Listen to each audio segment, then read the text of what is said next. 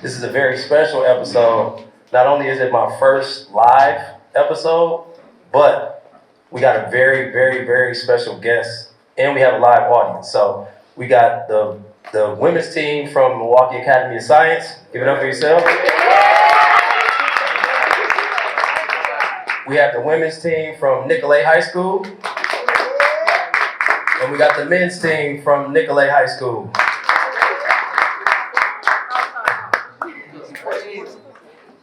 So now, to introduce our guest of honor, we have a Baltimore legend, one of the original Harlem Globetrotters, community builder, a family man, known as one of the best dribblers in the world, chairman of the board of the National Basketball Retired Players Association.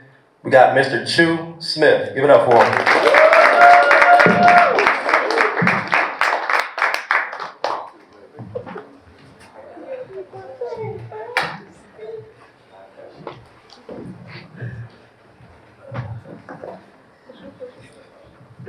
How you living, Choo? How you doing, buddy? Man, we good. We here. Man, Leef. We here with the Leef. Yeah, we here. Yes. How the city treating you so far? Oh, good. Been here since yesterday. Got a chance to see Oshkosh. Anybody know about Oshkosh? That ain't the city, but you know. That's okay. We gonna get into that tomorrow. That's the outskirts. I'll show you the real city. But we talking about cities. What was it like growing up in Baltimore for you? Before I get into that, where's my sweatshirt? Oh, you know I gotta look out for you, bro. You know that. Come on. Where's my sweatshirt? Come on. Oh, okay. Yes, can I put my sweatshirt on? Go ahead. Let's rock.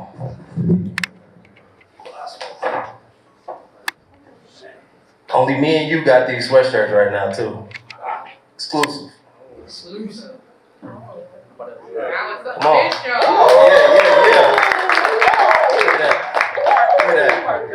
All right, now we can really get going. Let's go. Yeah. Gotta get that brand. Let's go. Hey, absolutely. So, yeah, talk about your upbringing. How was it, growing up in Baltimore? Well, Baltimore is considered one of the toughest crime cities there is. I grew up in the heart of Baltimore. I grew up, if any of y'all know of Freddie Gray, I grew up in that project. It's called Gilmore Projects. And growing up, I lost 3 of my best friends. They got killed in front of me.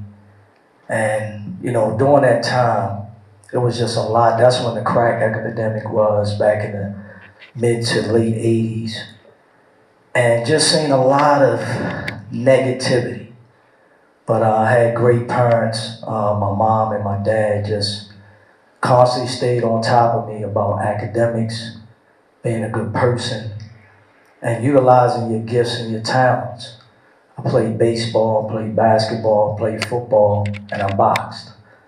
And my dad always talked about the closest thing I can give to you to life is those sports. Because you learn discipline, you learn how to be a good teammate, you learn how to handle adversity, you learn how to have the internal fortitude to not quit, you learn how to lead, you learn how to listen, and you just learn a lot of life lessons through the sport of basketball and football and baseball and boxing. And then my mom was big on academics. She was like, I can't have a dumb kid, so they tricked me. And they used sports magazines so I can read. So my dad always talked about, people paved the way for you. Your forefathers and your foresisters. People made a lot of sacrifices. And a lot of people died for you to be in the position you're in today. So I always kept that in mind, that I'm playing for more than just me and my family. Playing for people that gave opportunity for us.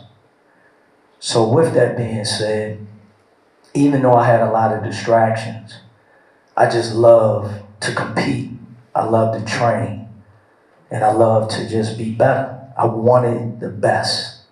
Whoever was the best, I wanted to see him. And that was my drive. Even though I tell you young people, I'm not here to blow my horn. I'm not here to talk at you. It's just that for me, I believe that any of us can make excuses.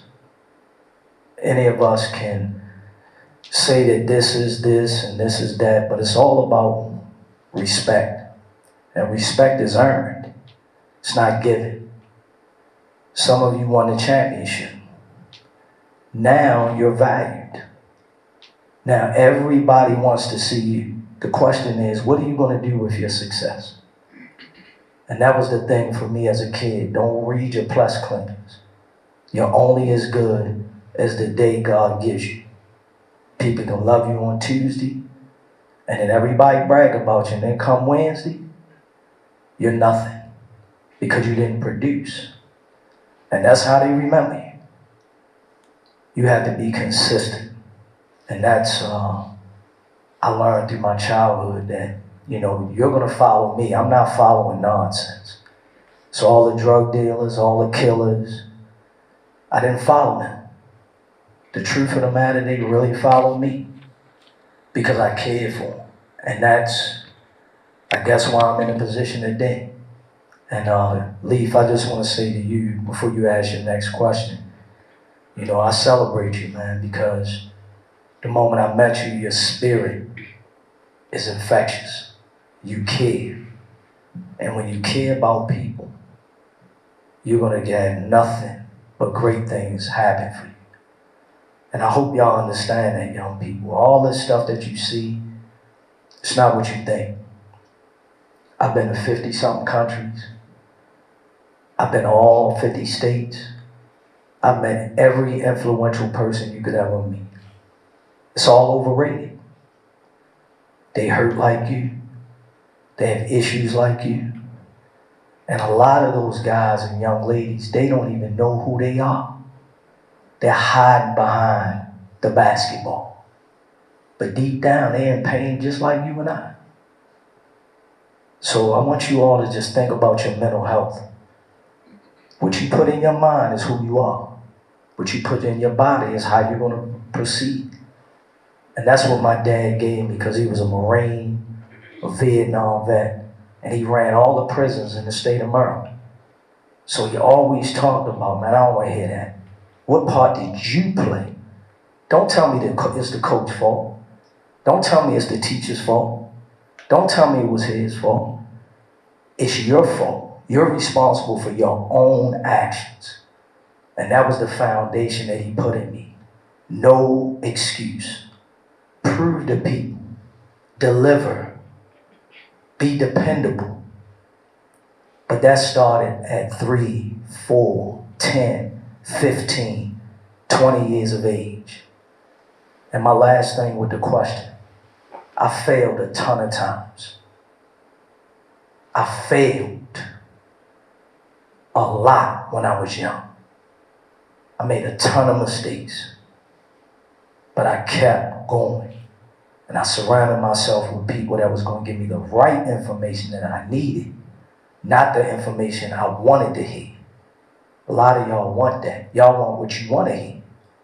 But this world is brutal. It's crucial that you have a mental makeup of having people like Leef and people like Q and the people that support you, that care about you no matter what you're going through. So if you had that mental makeup at an early age like I had, you can get through anything. Man, that's heavy. That's heavy. It's gonna be a hell of an interview. I'm telling you, it's good. He's sorry and all that. And he said, he let me vent.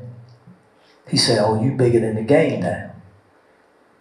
He said, I don't care nothing about that. This is what you're going to do. You're going to go back to that coach and apologize. And then you're going to stay after practice with the kids that can't play that well. This is the truest of the story, y'all. We wound up winning the second half of the year. And then at that point, we went on and won the championship. And then we went to All-Star, representing the state of Maryland. And we were one game from being on TV for the Little League World Series. Now, suppose my dad would agree with me, I wouldn't have been able to overcome it. I would have been, what would I have been? So, fast forward, I was real good in baseball. I only played 1 year of high school basketball, believe it or not. And when I was in the 10th grade, I was playing in the projects, and there was some guys that was real good. And this is how I took on basketball and gave baseball away. They were blocking my shot, calling me a scrub, and I ain't never been nobody's scrub, so I was serious about, like, I'm gonna get better at this. So that summer, I worked on my game every day. I started putting baseball to the side, and we played in this church league championship with all the guys, and we won it. So that 11th grade year, I went on and tried out, and I broke my ankle. And because I had Major League Baseball teams trying to draft me, my coach got mad, told me I couldn't play basketball. So then I played my junior year baseball, and then that summer I had another great summer of basketball. And then my senior year, I said, forget that, I love this too much. And I played, and had a pretty good year. And then the truth of the matter, I didn't get the scholarship that I wanted. So I had, they wouldn't allow me, I had baseball scholarships, but they wouldn't allow me to have baseball and basketball. So one school, Division I school, would allow me to do it, and that was Duquesne University. And the rest of the schools were like Division II for basketball, but all D1s for baseball. So I had to make a choice. And guess what choice I made? I didn't take either. And I went on and worked. And I was getting in a lot of trouble. I was hanging around guys. And that's when a lot of the killings was happening. And my dad said he'll kill me before he'll let these streets get me. So that's when I went to Bowie State. You know, so baseball, I told him don't draft me. I'm sticking to basketball. So that's how I went basketball. So after, you spent 1 year at Bowie State, correct? Yeah. And then you transferred to University of District Columbia? Yeah. So as, you know, at University of District Columbia, you finished as the team MVP, the best player in the region, school's all-time leader in assists and steals. So we got some undersized guards in the building. Right. What was your mentality like, game in and game out, practice in, practice out? So in our city, we built on toughness and going hard and never getting embarrassed by someone offensively. So we had a pipeline of little guards that were dominant. Y'all, some of you may know these guards, some of you may not. But Muggsy Bogues is one that comes to mind. So he was like a big brother to me. And he was only 5'3", really was 5'2". And he was part of the considered, I want y'all to look it up. Dunbar High School is considered the greatest high school basketball team in the history of high school basketball. They were 80-0. They had 6 NBA players, 15 Division I people on that team. 15. They only played 6. Reggie Lewis was the 6th man. He was a 4-time All-Star for the Boston Celtics. That's how great that team was. Muggsy was the lead guard. But it was a guy before him that was really better than him, that raised him, that y'all never heard of, named Coach Dwayne Wood. He was bad. But they weren't recruiting in Baltimore like that during that time, because they would pass Baltimore, they'd go D.C., to Philly, to New York, to Jersey, because Baltimore was in a small hub. So defense, playing 94 feet, was my calling card. I'm guarding, I'm picking you up, and I'm playing, and I'm denying you the ball the whole game. And then my thing was, I'm gonna put pressure on you because I was fast and I can play me. So I would close the game out. You know, I could score, but my calling card was defense and making other people better. Yeah. So you become one of the members of the original Harlem Globetrotters. Yeah, that's How did that come about? So my story is real unique, Leef. I'm big on letting kids know that you never know who's watching you. You never know. That's why you show up every day for yourself. whether someone is watching you or not. And that's something my dad always put in me. So I wasn't on nobody's radar. It was my senior year. And I was averaging probably about 13 and 6 assists a game.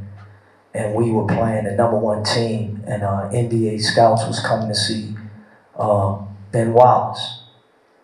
And I had told my partner that's in the back, he played college basketball with me, Earl.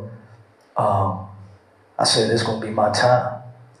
And I was 4 for 4 from 3-point range. I took the first 4 shots. And I had like 20-something points. And the New York Knicks, it was a guy that worked for was in facilities named Al Brathwaite. He was close to Ed Tapscott and Ernie Grunfeld with the Knicks. And they invited me to a special rookie free agent workout. And it was in Albany, New York. And I went there, and this is another thing. When I don't pass no eye tests, even when I went to the Knicks camp, it was 80 players. They split us up, 10 teams of 8. And they didn't even have me on the list. And then when they measured me, they measure you. They measure your hands, your wrists, your wingspan, your ankles, all of that. So my measurables was the worst measurables they said probably ever. Ankles too small, wrists too small, hands too, everything. And I was measured at 5'9" and 3/4 and 153 pounds. So didn't pass any of that. And what happened was we did the weightlifting test.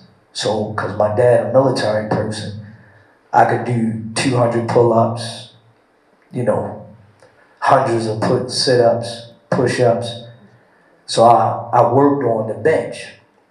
So the test was 185. You had to do that at least 10 times. And I did that like 18 times. And I maxed at 300, so I was strong. They didn't even know that. And then I passed all the fast testing stuff. Then we played, and I had the worst team, and we wound up winning it. So I went from the 80th player to the #3 player. And then the lockout came, so that hurt me. And then I went and got a job. And the crazy thing about having a job, I started working at PricewaterhouseCoopers. It was a big company back then in the 90s. And it was a guy by the name of Larry Bailey that had clients. He had Keyshawn Johnson, Shantae Moore, and Serena and Venus Williams, sisters.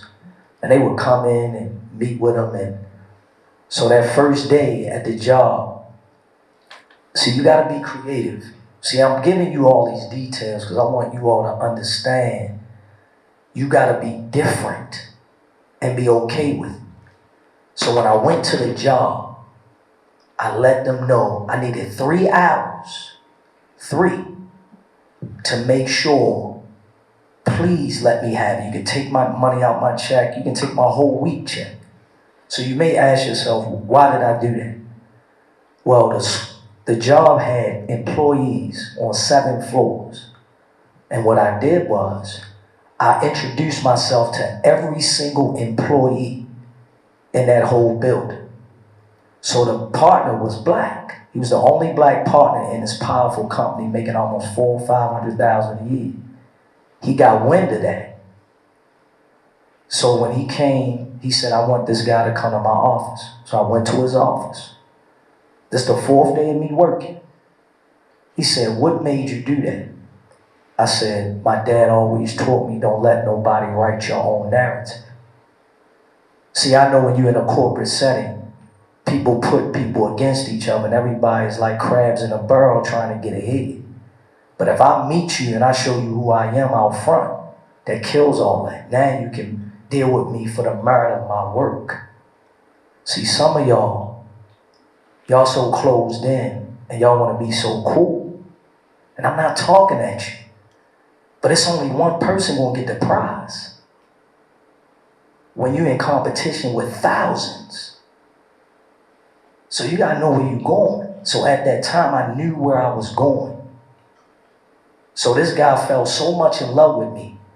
He had me play golf with him. He had me be in meetings with him. And I only worked there for 3 months, and he heard I could play basketball. And he said, son, you have it. You need to leave this job because you're a boss.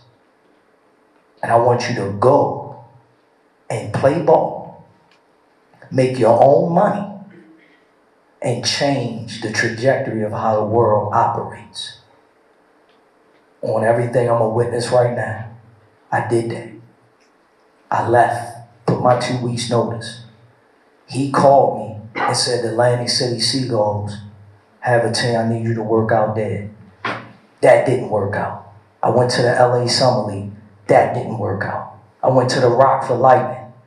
That didn't work out. I went to the UBA. That's when the Globetrotter scout seen me and him. And the rest is history. You know? How'd you get your nickname, Choo? Oh, that's funny. When I was little, I was about 6, 7 years old. You know, my thing was my speed. I was pretty much faster than everybody. So my cousin called me Choo Choo because I ran real fast like a choo-choo train. And then somebody just cut it off one day and it just became Choo. You know? Gotcha. All right, so the philosophy behind your nonprofit is love it, learn it, live it, and lead it. Yeah. How'd you come up with that mantra? So we were all in our staff meeting, and this is amazing. I can't really take the credit to say, I mean, it's God, to be honest, man. We were all just talking and brainstorming, and it just popped up to me that, we all love something. We love our parents, we love our family, our children, we love sports, or we love whatever we love. And I said, wow, then we got to learn what we love. Dang, then we live what we learn. And then I just came up with Lead It because I felt like it was something that would add to the messaging. And I've added something previous to that, which is legacy. So anything you do in your life, young people, you got to understand, you got to love it. You got to have a passion for it. Can't nobody call you to get you to do it, or you got to do these things on your own. I got up every morning, 5 o'clock, and I ran. I got up every morning, and I handled the ball. Nobody had to get me. If I had to run, I didn't need to be picked up. I ran, I did it. I loved it that much. And then you got to learn what you love. So you got to study, man. You got to be around people that know what they talking about. And then you got to be a great listener and a person that want to learn. And then you got to live what you learn. Now you practice. Now everything, you're at the highest level of your expertise. And now you can go, the game is easy because you worked hard. And then you're a leader even if you don't want to be, because everybody's seen your accomplishment. So remember, y'all, you got to have something that motivates you. And this is what we give to young people, and this is what motivates me. So when you hear the words youth empowerment, what comes to mind? Everything about development. When I was growing up, we had rec centers. And most of the people that was in a rec center, I love them. I thank them for all the nuggets they gave me. But a lot of people that gave me what they were trying to give me, they weren't really giving me what I really needed. They were housing my mind. It's one thing that it's like the blind leading the blind. If you never been at the highest level, how you gonna tell me how to get to the highest level? So that was the people that I was around. I was around guys that made a lot of mistakes. They went to prison, or they were in gangs, or drug dealers or what have you, and they changed their life.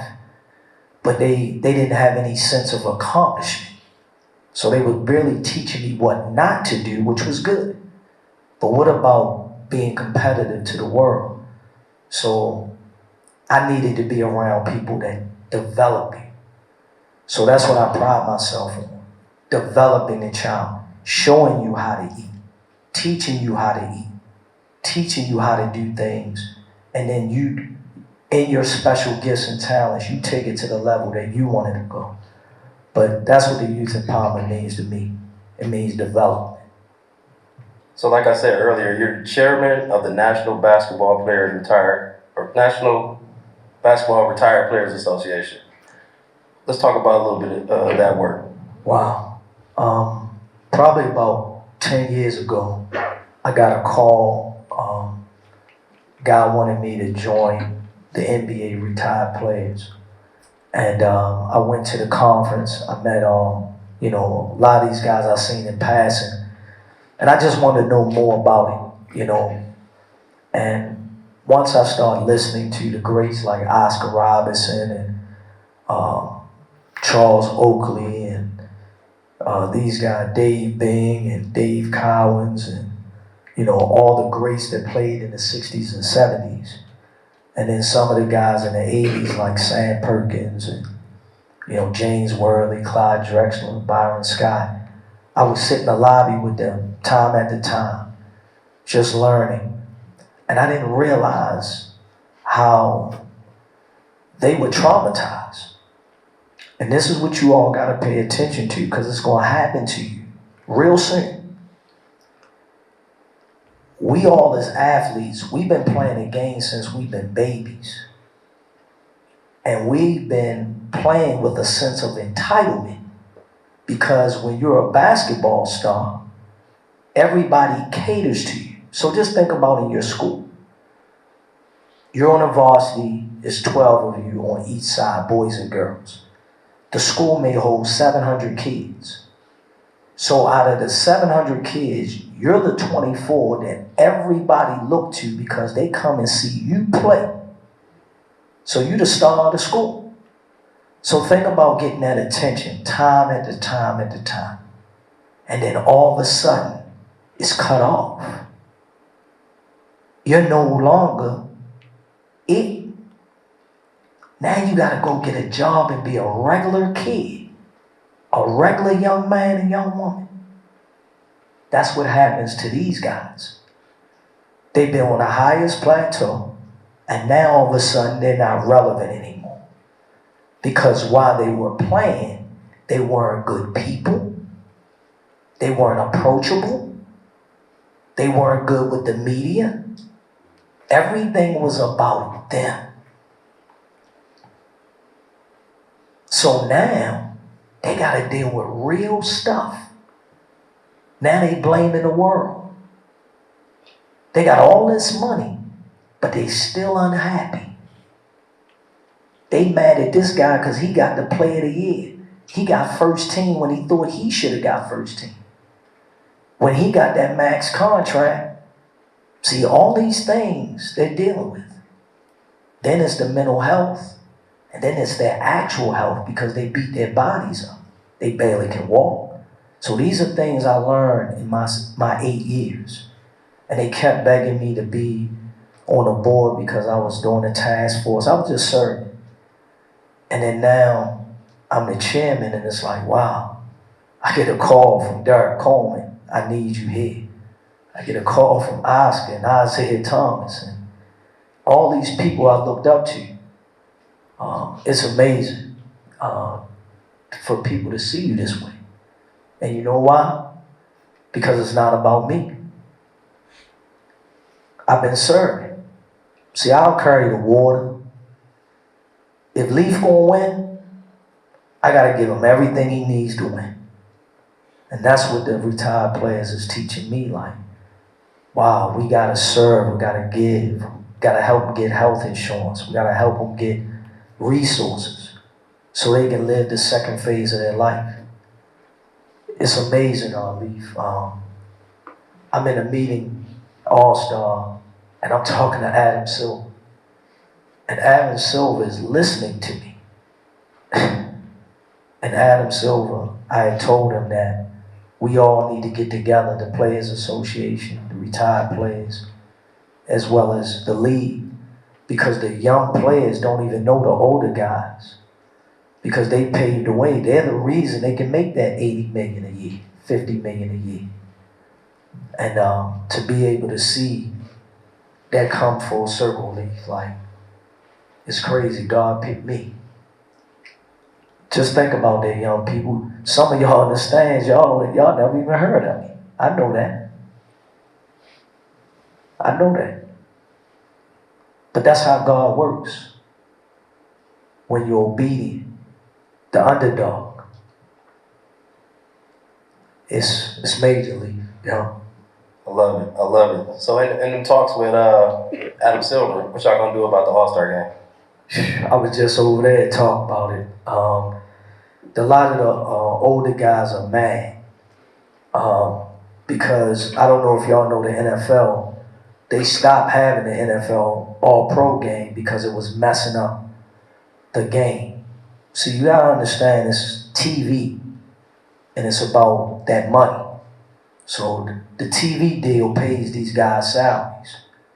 So if you're not looking the part, or the game is not elevating through sponsorship and partnership and things of that, it's gonna hurt the game. So we're meeting on that right now to make sure and decide whether we're gonna have it be competitive or do away with it altogether. Because you can't mess that brand up. Can't mess it up. Not at all. Not at all. So you're leading a multi-million-dollar endeavor in your hometown called the Communiversity. Can you talk about that? Well, one of the things that Leef, that has happened with me, I always had a dream to build our communities, and we be the lead, but more important, we bring inclusion. When I start traveling the world and being an ambassador of goodwill and dealing with sports diplomacy, I started learning a lot about who we are for real.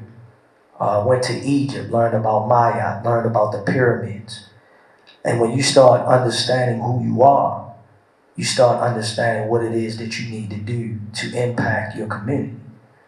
So I had this vision.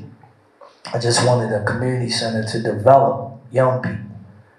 So for years, Ms. Kern, our staff, we were just trying to find a little place and to do that.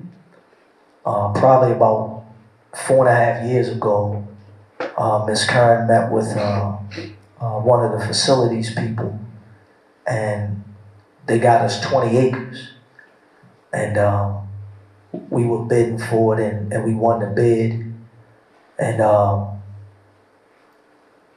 I'm like, wow, what are we going to do with 347,000 square feet of building? And we had to learn about how to build the development around a community center. And just a long story short, it's called Arise Baltimore, the Communiversity that serves and loves. Welcome to the oasis of opportunity.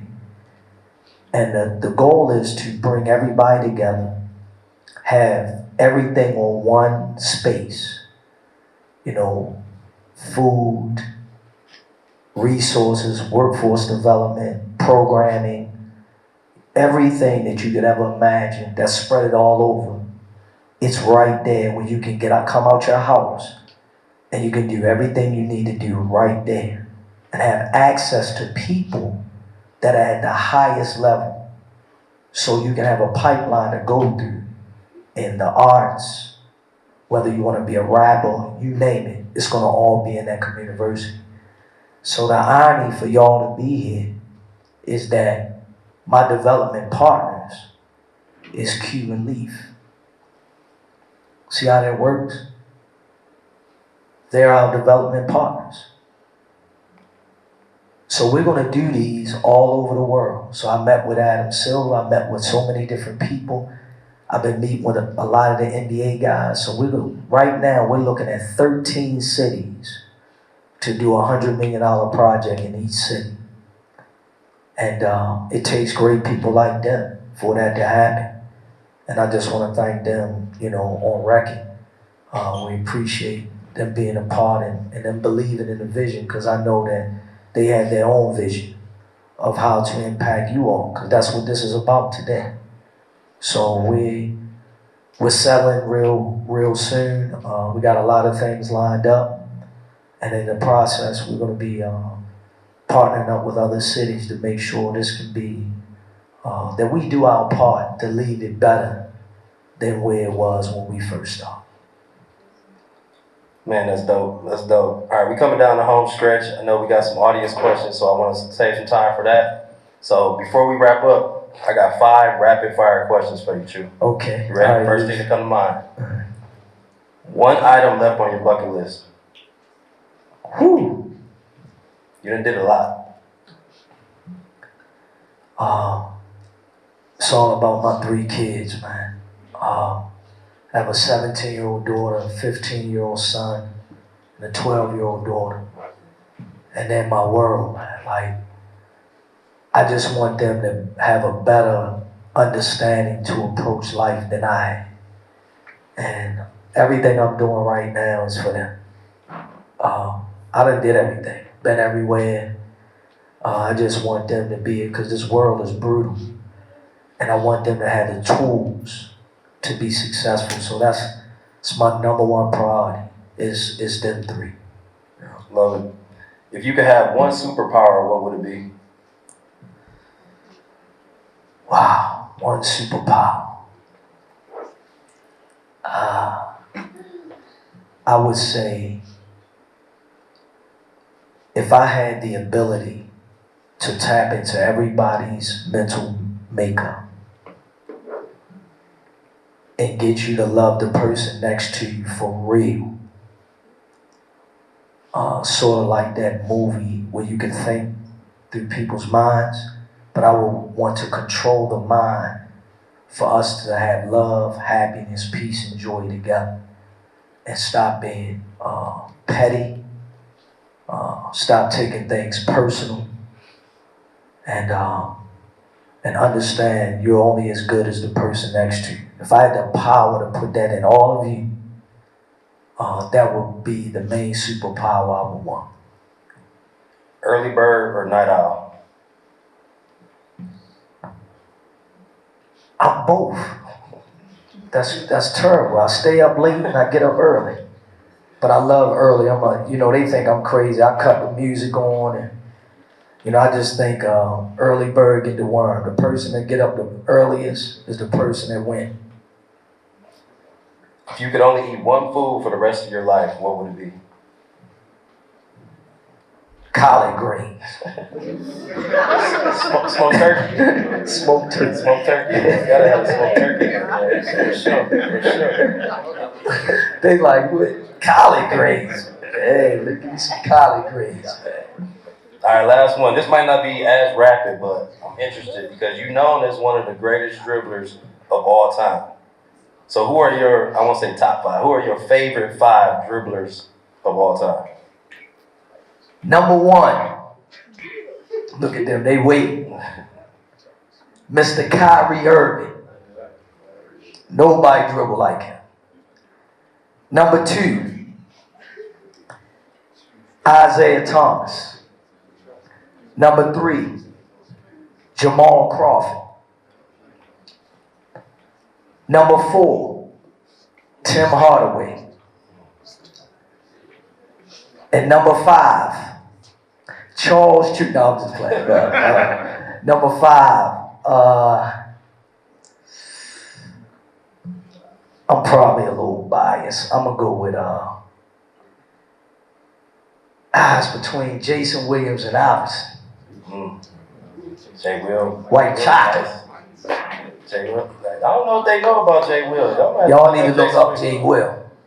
White chocolate bag. The elbow pass. Yes. Tough. Yeah, that's my crew. So as Choo and I, finish chopping it up, if anybody has any questions, please line up at the mic right here to my left. It's got to be some questions. Come on, Damian. I know you got a question. Oh. All right. I have a question. Yes, ma'am. So you brought up mental health a couple of times during your conversation. Yeah. Can you, speaking of, you mentioned losing 3 of your friends in front of you. You also mentioned taking multiple L's throughout your experience. Could you just speak of the mental health and the importance of mental health for the athlete and what that looks like? Yes, ma'am. Thank you. I'm real big on the mental health piece. You all need to understand how the body and the makeup of us. We are 3 being creatures. We're mind, we're body, and we're soul. And the thing about the mind, I'm learning, my mom just had an aneurysm probably 4 years ago. She almost died probably like 6, 7 times in the last 4 years. And me and Miss Kern was working with the doctors, and they was teaching us about the brain and how it affects, certain things affect you in your mind. So when the mind get weak, the body goes with it. And when you can be strong in your mind and understand how to deal with your mind, you can deal with issues better. So for me, I meditate a lot. See, this computer, so much stuff is going through your brain. Y'all gotta hear me, young people. I'm trying to give you the answers to the test. Right now, the worst thing that has ever happened to you all, including us, is those phones. See, what's happening is, them phones are speeding your brain up. And they got you believing so much stuff. They're indoctrinations. So it's coming, stuff hitting you. So this is happening, that's happening, this happening. Then your mother telling you what to do, your father, your uncle. Then you got dreams, you got all this stuff. You got homework, you got peer pressure. So all this stuff is happening so quick. And then when the pressure really hits you, you get caught up in your emotions and then you flick off. And then you say things you ain't got no business saying. And then you don't really mean it. And then you don't even understand that you're mentally checking out because you quit on you, but you're trying to put it on other people. I know I'm talking to y'all. I know I'm talking to y'all because I get it. And see, some of y'all are laughing and joking. I'm not calling you out. I'm not going to tell you, you know who you are. But I've been in these audiences before. And for this great lady to ask this question, some of y'all are not taking it as serious as you need to. See, the mind is everything. I read everything. I want you to read a book. It's called The Ant and the Elephant. See how many of y'all won't do it. See, the power of the mind. You see how small an ant is? So the book is saying that there's our brain works. We have an impulsive side of our brain and an intentional side of our brain. The intentional side is all-knowing, dealing with truth and reality. The impulsive side of our brain is built on emotion, trauma, reaction. The other part of our brain is about planning. It's about proactive. So she asked me that question. I'm not going to give you that political answer everybody sit up here and get. I'm trying to get to the core of you all to answer the question. It's real out here, y'all. So you got to read. You got to study. You got to listen. So you can have the tools to handle the vigors of life. Because if you don't, it's going to get wicked for you. I see 50, 60, and 70-year-olds don't love themselves, can't handle adversity, and they got away with it all those years. So that question she asking is really probably the number one question, because some of y'all, I don't even know how y'all receiving the information I'm giving you today. My dad told me at 53, he finally gave me my due. And I had to hear it through an interview. I've been trying to get his approval for 53 years. And after he gave that interview, brought tears to my eyes. And I asked my dad, I said, Dad, why all these years I wanted you to tell me that? He said, son, the one thing you did that 95% of the world don't do, you've been led to the water, but you don't drink it. But you always drink the water. and you didn't sip it. See, some of y'all receiving this information just a little bit. But see, when I'm in the stands or I'm talking to people, I'm getting all of the conversation. Because I got to get right here. See, some of y'all don't even know when y'all being tricked. Some of y'all don't even know the closest person next to you is jealous of you, envious of you. Because your mind ain't right. And that's why when things don't go your way, you don't know how to forgive. So I ain't coming here to bull job with you. I came here to give you what you need to know and need to have. Because people told me lies. People were fake. They never even lived what they were trying to put out. You can Google me. You can film me. This me 24/7. I'm only one way. I don't care if you Jordan, the Pope, the President. I'm this way. Because the greatest gift we all have is our authenticity, how organic we are, and are we intentional in our way of dealing. So the mind, are you a great listener?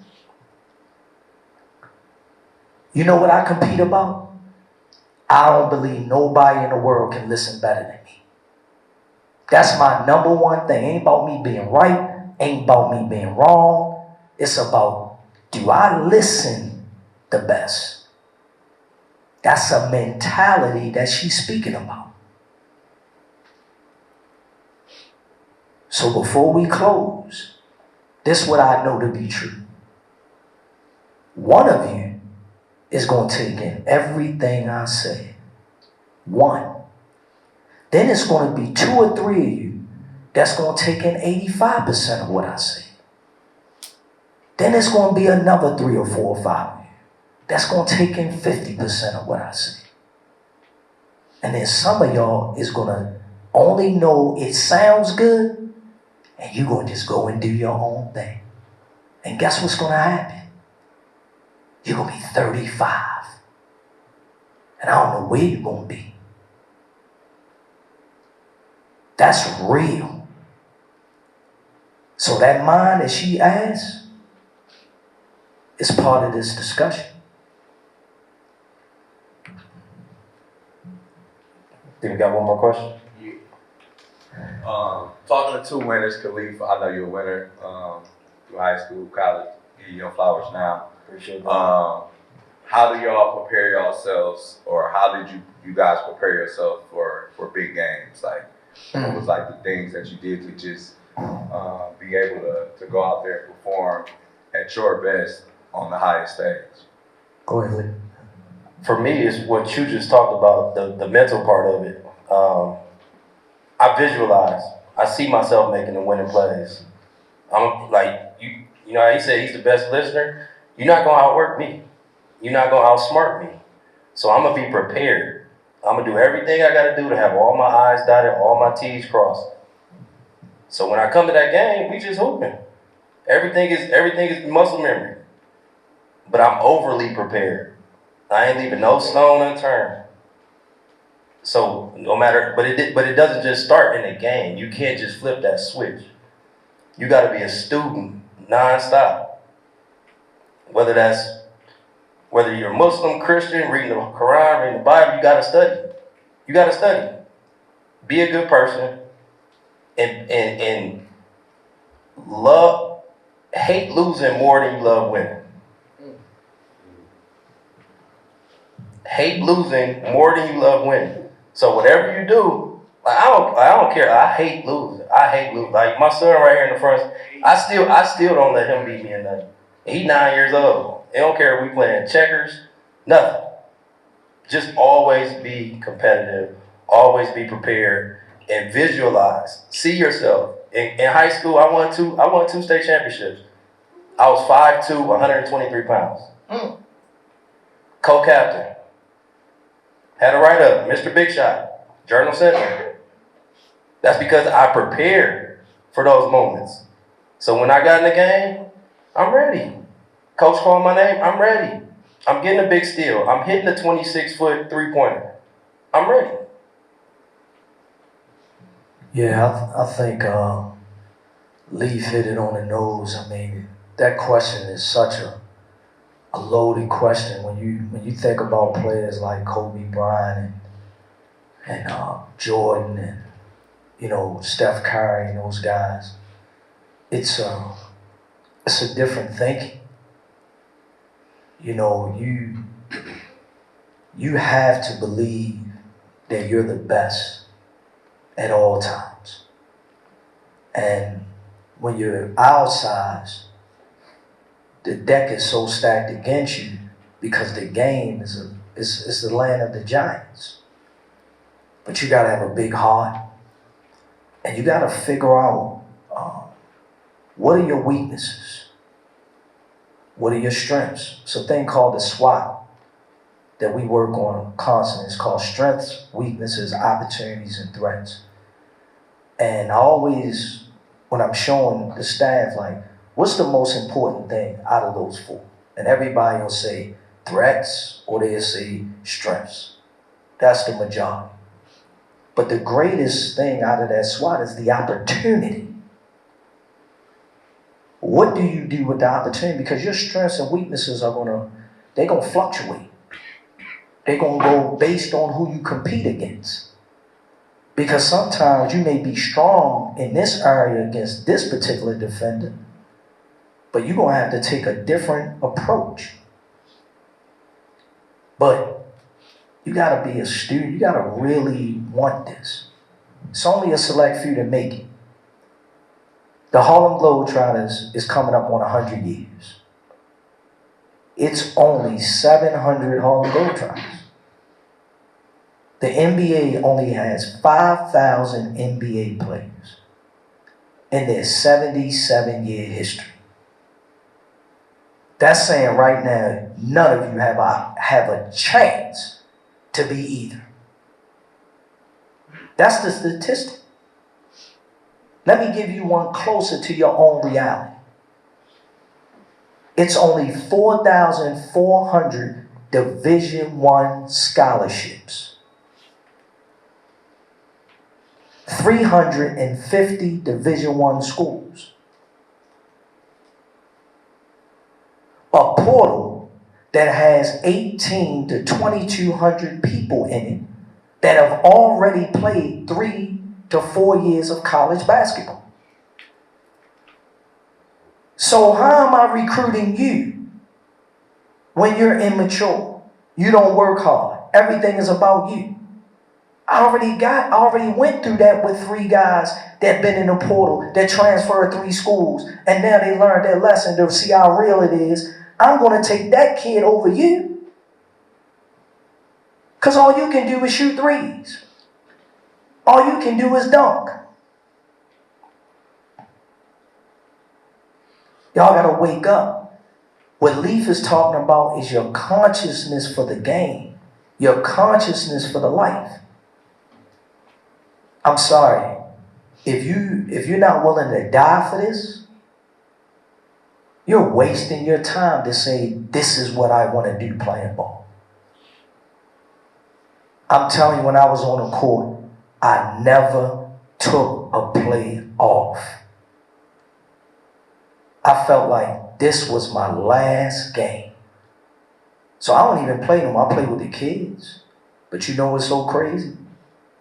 I look at all the guys my age and they trying to relive their 20s. Breaking their bodies up. I did it. And you have to do it. But it takes what he just asked this question to Leaf. How bad? 2 state championships? 2? At 5'2"? I only know Muggsy Bogues and him that ever did that. And guess what? Y'all can touch him. That's a hero. But he just Leaf, ain't he? He just Leaf.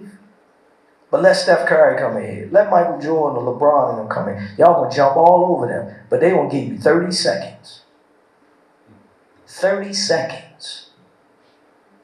I bet you they don't take you with them. The most important people you have is the people that believe in you now, and that's here now. Trust me, y'all.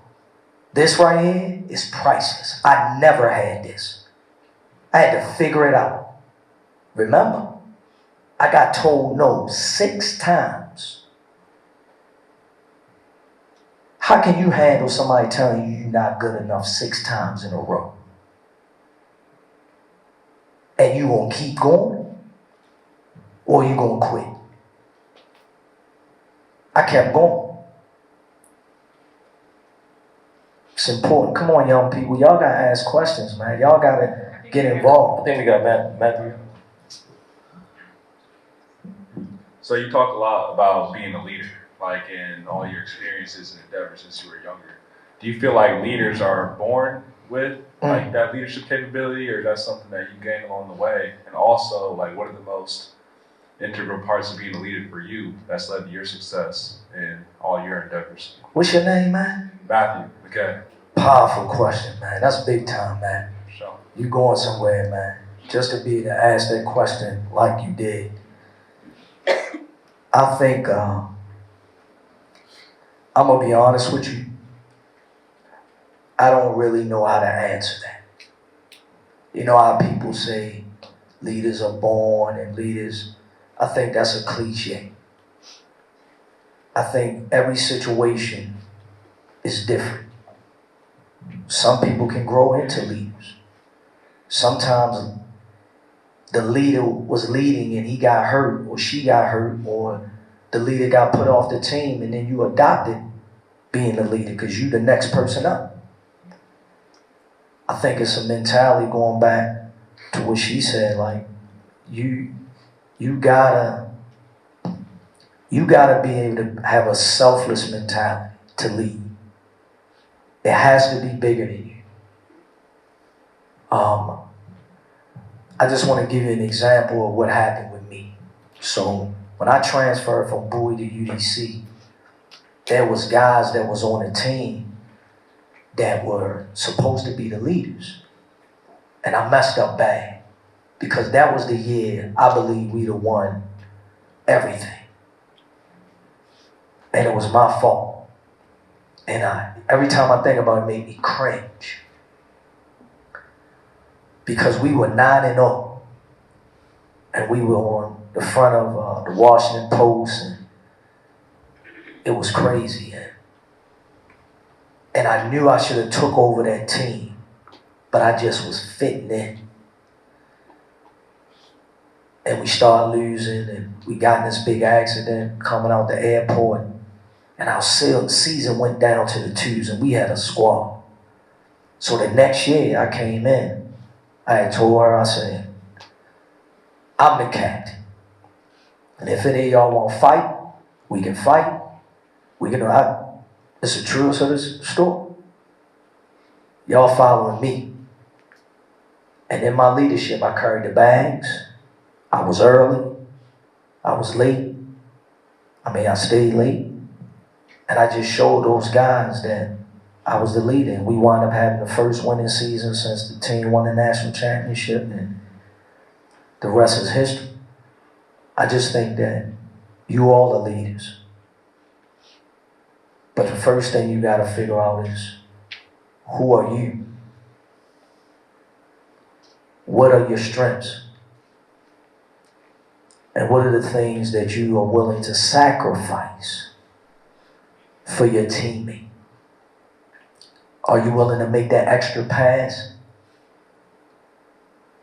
That kid just made 4 threes in a row. Are you mad because that kid got to shine?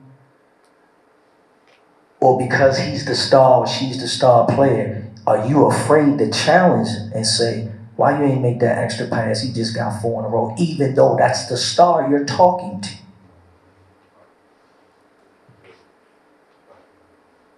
See, some of y'all, that's gotta lead.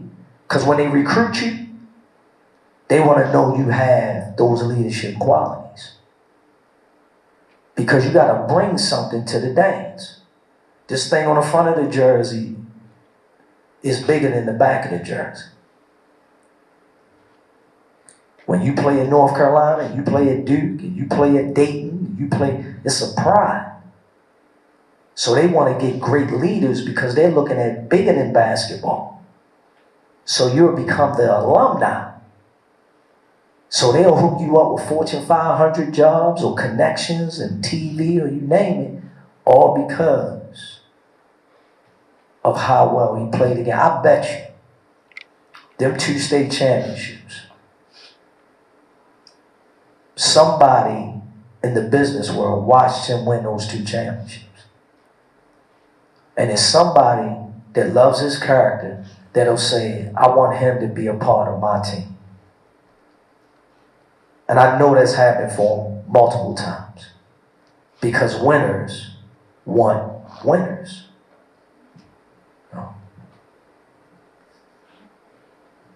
Any more questions? I need some of y'all. Please. One question. Come on, one more. We got time for one more question.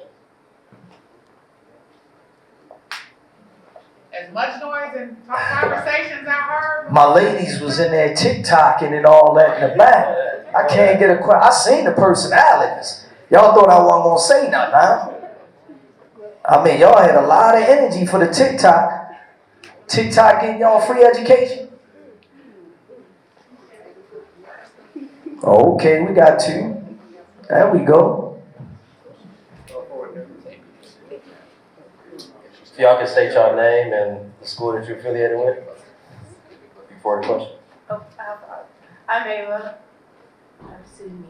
Ava? Yeah. Ava and Sydney, okay. Yeah, we go to Nicolay. Okay. You talked a lot about like mental health and like you being able to like know who you really are. What were some things as like a teenager and like kid that you did to know who you are and your strengths and stuff like that? Well, I'm trying to be as naked to you all as possible. The truth of the matter, right now I got mental health issues. It may not seem like it, but I struggle with a lot of things, but I know I need help. And I don't go to people for help. I just kind of know how to help myself. I've been through a lot of trauma. And the thing that I try to do is I pray, I meditate, I work out, and then I face it head on. And then I have conversations with others. That's a form of healing because everyone else is going through some of the same things I'm going through. And then at the end of the day, it will pass. Every day we get up, it'll pass. I really want you, Ava, to really start looking at yourself in a way to understand like you're human. And a lot of these things that are indoctrinated in us was way before us. And sometimes we're trying to be something that we're not. And what do you want to be, Ava, when you get older? What is it you want to do? Yes, a question back to you. I want to be an athletic trainer and a physical therapist. And why? We have a really good athletic trainer at Nicolay, and she inspired me to like help people that like she's helping me right now. I'm going through an injury, so she's helped me like get back on the court when I thought I couldn't. Wow. So like she's helping me prepare for surgery and just like getting me back on the court when I think like I'm not like physically there. She helps me like mentally and physically like prepare myself to play. Weren't you depressed when you was hurt because you wanted to play bad? Yeah. I'm a junior this year, so, and I was one of the leaders on my team, so having to like help some of my like younger, we have a younger point guard, so I had to help her a lot. So like getting through to her mentally and stuff like that. So helping her like while I'm hurt and I can't be there, and like having the other seniors and like to take my place while I'm not there. Helping her like while I'm hurt and I can't be there, and like having to count on my other seniors and like to take my place while I'm not there. So just leaning on my team really helped me, and like I just know that they're always gonna be there. So that helped me, and just having a strong support team. Like our boys team's always there for me. Wow. And stuff like that. So. Well, Eve, I just want to say to you, I'm proud of you, because watch how you get rewarded, because you was doing something for your teammates even though you weren't able to play. And that's what it's about. Your turn is coming. And just put that work in and continue to surround yourself with those that's going to encourage you. And just understand, the next day is going to get better. And you work to that day, and that next day, and that next day. And then just stay on an even training field, and you will see the fruits of your labor come through. Thank you for that question. Thank you. Appreciate it. Thank y'all.